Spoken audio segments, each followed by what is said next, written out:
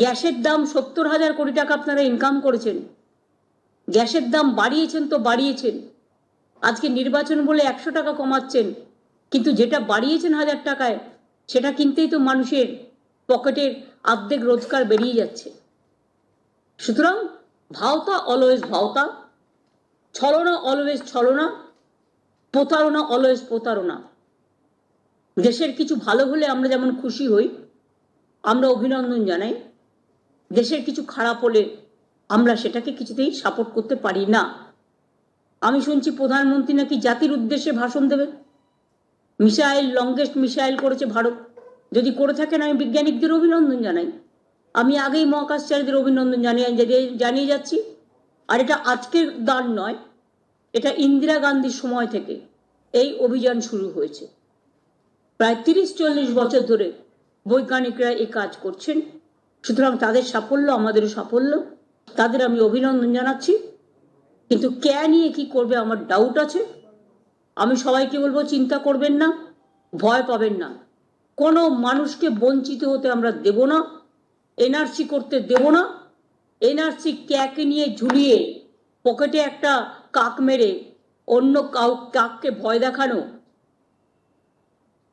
এটা আমরা করতে দেব না। এটা বাংলা, বাংলার সংস্কৃতি সবার জন্য, বাংলা সব মানুষের জন্য, বাংলা সব ভাষার জন্য, বাংলা সর্বধর্ম সমন্বয়। রামকৃষ্ণ পরমহংসদেব বলে গেছেন, স্বামী বিবেকানন্দ বলে গেছেন, রবীন্দ্রনাথ ঠাকুর বলে গেছেন, বিদ্যাসাগর বলে গেছেন, রামমোহন বলে গেছেন, বিরসা মুন্ডা বলে গেছেন, পঞ্চানন বর্মা বলে গেছেন, মতুয়া ঠাকুর বলে গেছেন, সবাই বলে গেছেন মানুষ মানুষের জন্য। এবং তাই আমাদের বক্তব্য আগাম আপনাদের জানিয়ে রাখলাম, বাদবাকিটা আইনের কাগজ দেখেই বাদবাকিটা আগামীকাল বলবো। তাই আমি বলবো যে আমি পুরোটা দেখে বাদবাকি কালকে হাবড়া মিটিং থেকে বলবো। কিন্তু বৈষম্য হলে, এনআরসি ক্যা নিয়ে কাউকে বিতাড়িত করবার চেষ্টা করা হলে, মানুষের কোনো অধিকার কেড়ে নেওয়া হলে, যারা এতদিন ধরে যে অধিকারগুলো পাচ্ছে, তৃণমূল কংগ্রেস কিন্তু মুখ বুজে থাকবে না, প্রতিবাদ করবে। এটা আমি বলে গেলাম। অনেক অনেক ধন্যবাদ আপনাদের সকলকে।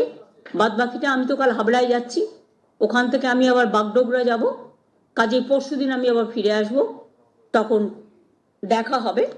আমি আবার বলে যাচ্ছি যে মনে রাখবেন, আমরা সবার জন্য, সব ধর্মের জন্য, আমরা সবাই নাগরিক।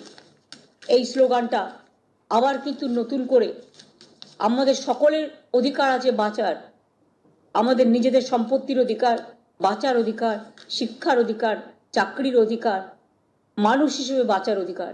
সেই অধিকার যেন কেউ কেড়ে না নেয় ভোটের জন্য জাস্ট ছলনা করে, সেদিকে লক্ষ্য রাখতে অনুরোধ করব।